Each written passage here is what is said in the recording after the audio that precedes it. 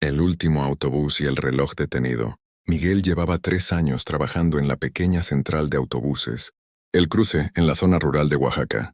A diferencia de las grandes terminales, el cruce era un simple cobertizo con 2 andenes y una taquilla, completamente desolada después de las 10 p.m.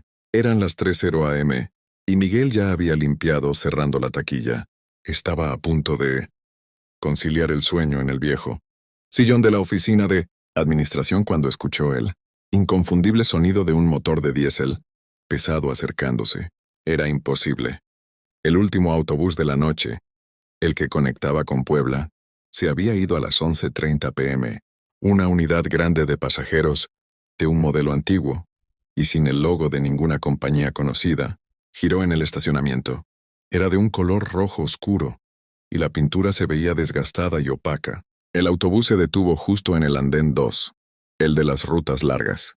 Lo más extraño, el autobús no tenía ni una sola luz interior encendida, y solo un faro delantero funcionaba, creando una sombra densa. Miguel salió de la oficina frotándose los ojos. ¿Qué ruta es esta? Ya cerramos. No hubo respuesta. El motor se detuvo con un fuerte clonk, y la puerta delantera se abrió con un silbido hidráulico. La cabina del conductor estaba vacía. Miguel sintió un escalofrío. Se acercó a la puerta abierta, alumbrando con su linterna. Los asientos de pasajeros estaban limpios y en perfecto estado, pero todos estaban vacíos. El único sonido era el aire frío escapando del sistema. En el parabrisas, en el lugar donde debía estar la hoja de ruta, había un trozo de papel arrugado pegado con cinta. Miguel lo despegó. El papel no tenía información de destino, solo una dirección garabateada con letra temblorosa. EcoShare, objetos olvidados urgente.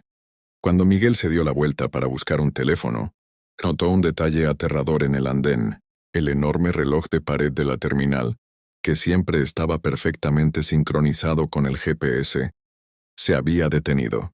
Las manecillas marcaban exactamente 3:03, y al regresar su mirada al autobús, el maletero lateral, el compartimento de carga que siempre estaba cerrado con candado, ahora estaba ligeramente abierto. Un olor dulce y empalagoso, como el de una colonia muy barata mezclada con humedad, flotaba en el aire. Provenía de la apertura del maletero. Miguel se acercó con cautela. El candado del maletero estaba tirado en el suelo. Al alumbrar el interior, vio que no había maletas, solo una pila de mantas de viaje grises apiladas. Y bajo la pila de mantas algo brilló levemente. Era una pequeña muñeca de porcelana, con un vestido de encaje azul, cuyo rostro no era de juguete. La muñeca tenía las facciones de una niña que lloraba. Justo en ese momento el autobús emitió un siseo prolongado y la puerta se cerró. Las luces exteriores se apagaron, sumiendo el andén en una oscuridad total. Miguel retrocedió instintivamente cuando la puerta del autobús se cerró. Las luces apagadas y el motor en silencio total lo dejaron en una oscuridad perturbadora, solo rota por el haz de su linterna. El dulce y enfermizo olor a colonia barata era más intenso. Regresó al maletero abierto. Necesitaba ver qué más había en esa pila de mantas grises. Con la mano temblorosa apartó las mantas. La muñeca de porcelana de la niña que lloraba seguía allí, y el olor parecía emanar directamente de ella. Debajo de las mantas Miguel encontró más objetos, todos claramente olvidados por pasajeros. 1. Una cartera de piel gastada y vacía. 2. Un pañuelo de encaje manchado de óxido. 3. Una gafa de sol rota con un solo cristal agrietado. 4. Una llave de casa de latón, pegada a un llavero con forma de elefante de plástico.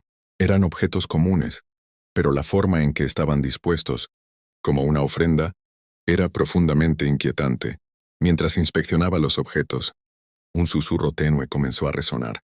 Pero no provenía del autobús, sino del asfalto bajo sus pies. Era un sonido múltiple, como si cientos de bocas pequeñas estuvieran murmurando a la vez. El susurro se hizo más claro, y Miguel pudo distinguir una palabra repetida: el tiempo. Miguel alzó la mirada y vio que la luz interior de la cabina del autobús, donde debería ir el conductor, se había encendido. Era una luz roja pálida, y en el asiento del conductor, Miguel vio un contorno borroso. No era una persona, sino una masa de mantas grises, similares a las del maletero, apiladas, sobre las que descansaba la muñeca de porcelana de la niña que lloraba. La muñeca ahora No lloraba, sino que tenía una sonrisa delgada y cínica.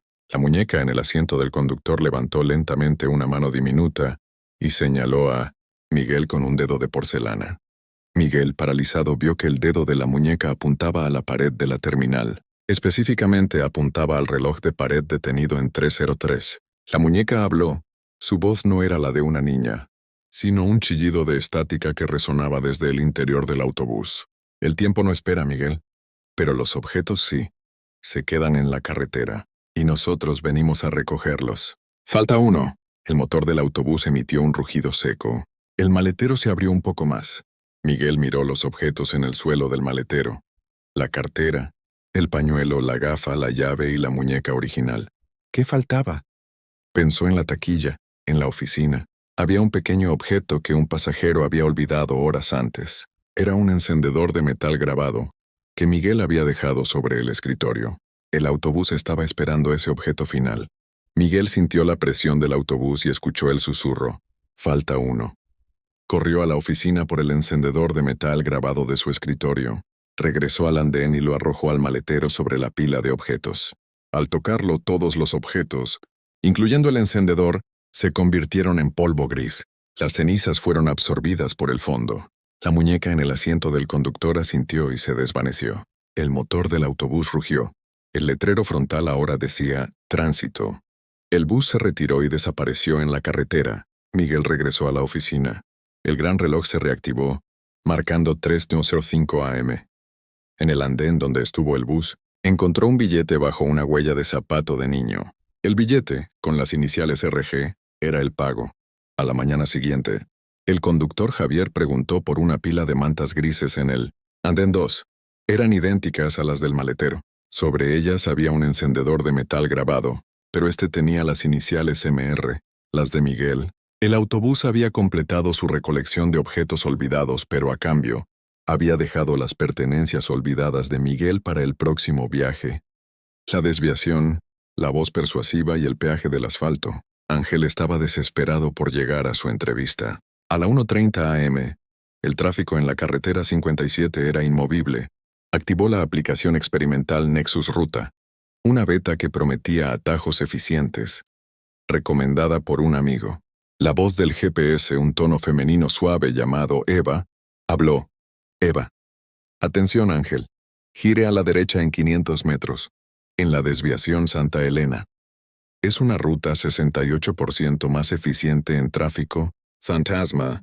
Ahorro estimado 2 horas. Ángel llegó al punto. No había señales. Solo una apertura oscura de terracería entre pinos. Eva insistió con autoridad. Eva, gire a la derecha. Confíe en el algoritmo. La desviación es segura.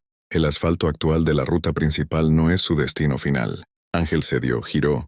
El camino de tierra se transformó rápidamente en asfalto viejo y agrietado, sin marcas viales.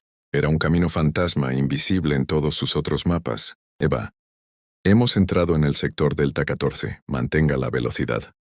Esta ruta solo se abre para conductores, con un objetivo claro y que están dispuestos a pagar la eficiencia. La temperatura cayó. La estática de la radio emitió un tono grave, infrasónico. En una curva ciega, Ángel frenó de golpe. En el carril, había un neumático de camión volcado, grande, podrido y hundido en el asfalto. Bloqueaba todo el paso. Eva, no toque el obstáculo, Ángel. El neumático es un punto de registro. Proceda inmediatamente.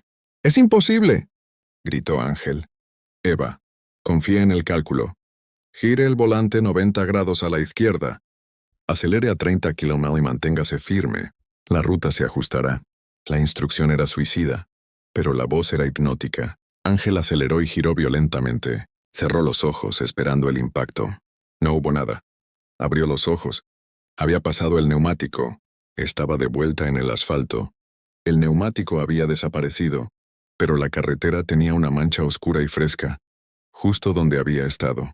El asfalto se había sanado. Eva, obstáculo eliminado. El camino es ahora más eficiente. Ahora, por favor, deténgase. Necesitamos una lectura de la ruta para el sector Gamma. Ángel se detuvo, aterrorizado. Había pasado a través de algo que la carretera había absorbido.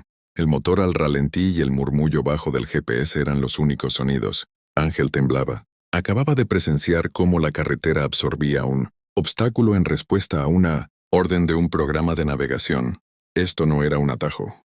Era una ruta a un lugar que se comportaba como un organismo vivo. Eva repitió con dulzura robótica. Lectura de la ruta solicitada.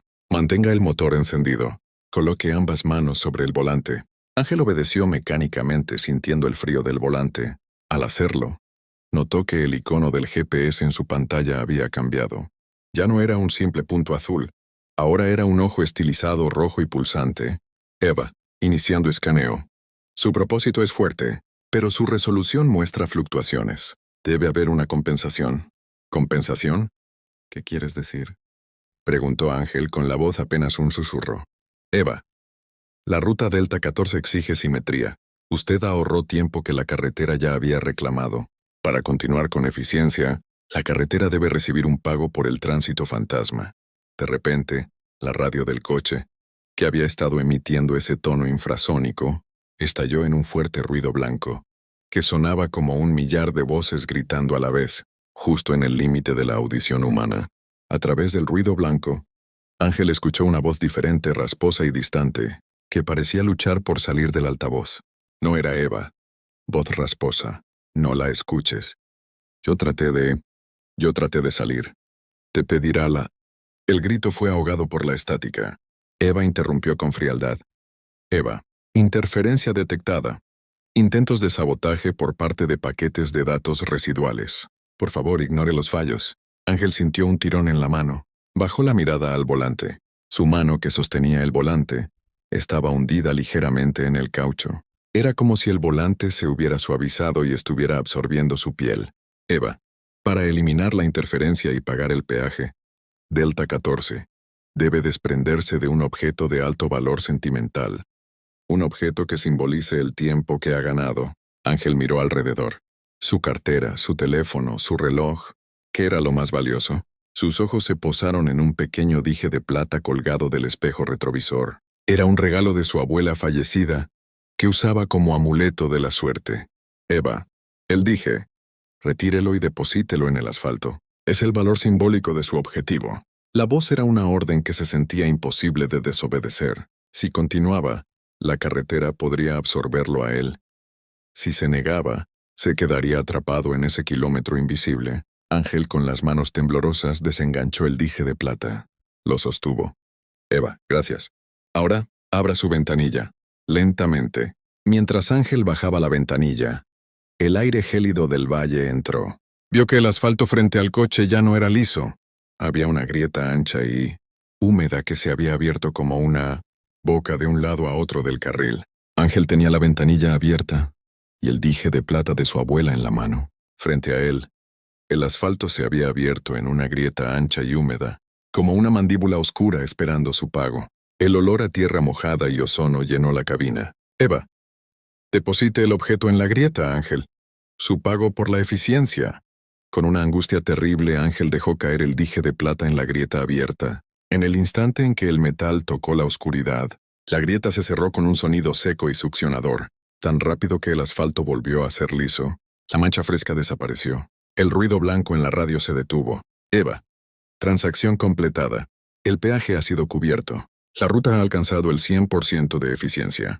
Puede continuar hacia su objetivo.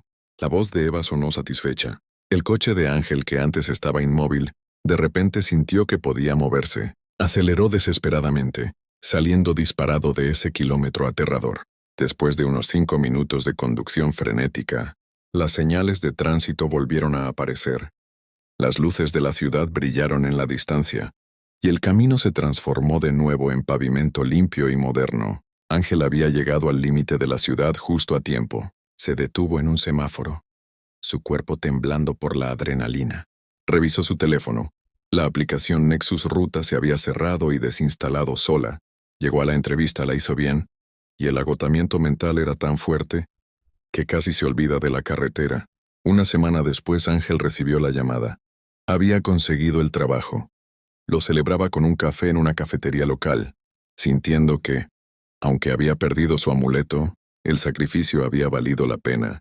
Mientras bebía su café, su teléfono sonó con una notificación de un número desconocido. Era un mensaje de texto. El mensaje solo contenía una frase. Gracias, Ángel. Su información de resolución fue vital para la calibración del sector Delta 14. El mensaje venía acompañado de una imagen, una foto de la cabina de un coche, tomada desde el asiento trasero. En el asiento del conductor no estaba él, sino una figura vaga y oscura con un sombrero. Pero en el espejo retrovisor, colgando del cristal, se veía claramente el dije de plata de su abuela, y en la pantalla del GPS, montada en el salpicadero de ese coche, la voz de Eva estaba dando una nueva orden, con un tono aún más persuasivo. Eva, a continuación encontrará un obstáculo, un vehículo de un ocupante estacionado en el carril. Para mantener la eficiencia, debe desprenderse de un objeto de alto valor sentimental. Confíe en el cálculo. Ángel sintió un frío peor que el de la montaña. Comprendió que el peaje de la carretera no era el dije. El peaje era su información de resolución, su miedo, que había sido transferido a la aplicación. Él era el paquete de datos residual del que Eva había advertido, que ahora guiaba a la siguiente víctima hacia el kilómetro Delta 14. Su vida estaba salvada, pero ahora, el tráfico fantasma tenía un nuevo conductor. La niebla de la curva y el ruido blanco. Eran las 11:45 p.m., y el aire en el auto era denso por el cansancio. Sofía conducía el viejo sedán de su padre por la carretera estatal 19, un tramo estrecho que atravesaba la Sierra Madre, famoso tanto por su belleza de día como por sus leyendas nocturnas. Estamos cerca, Dan. Solo unas curvas más, dijo Sofía frotándose los ojos. Daniel, su novio que iba en el asiento del pasajero, estaba más alerta. Llevaba horas escuchando un ruido blanco bajo en la radio, una estática que no lograban sintonizar, pero que él insistía en dejar puesta. Escuché que en el kilómetro 27 suelen aparecer cosas, murmuró Daniel, mirando el mapa digital en su teléfono. Dicen que el asfalto está hambriento ahí. Sofía se rió nerviosamente. Tonterías. Solo son curvas peligrosas donde ha habido accidentes. Por eso hay niebla perpetua. Mientras hablaban, el auto entró en un banco de niebla blanca, espesa y fría que lo envolvió por completo. Las luces altas apenas lograban penetrar unos metros. Sofía sintió que la carretera se volvía extrañamente lisa. En ese momento, Daniel señaló el marcador de distancia en la carretera. Acababan de pasar un hito pintado de blanco y desgastado. KM 27. Sofía sintió un pinchazo. El ruido blanco en la radio se intensificó, sonando como un susurro apresurado. «Detente un segundo», pidió Daniel, su voz tensa. «Mira, justo al lado del hito, la barrera de contención de metal estaba torcida hacia afuera, como si algo la hubiera golpeado desde la carretera, no hacia ella. Y entre la niebla, había una marca de raspadura oscura y reciente en el asfalto, que desaparecía directamente en la densa vegetación». Daniel abrió su puerta. «Voy a estirar las piernas y ver qué fue eso. Podría ser un animal herido». «No, Dan, por favor, no te alejes en la niebla», suplicó Sofía. «Solo un momento. No apagues el motor». Daniel salió cerrando la puerta del pasajero con suavidad. Sofía lo vio caminar 3 pasos hacia la parte trasera del coche, desapareciendo en el blanco de la niebla. Sofía esperó. 1 segundo. 2 segundos. De repente el claxon del coche sonó en un bocinazo largo y desesperado. «¡Honk!».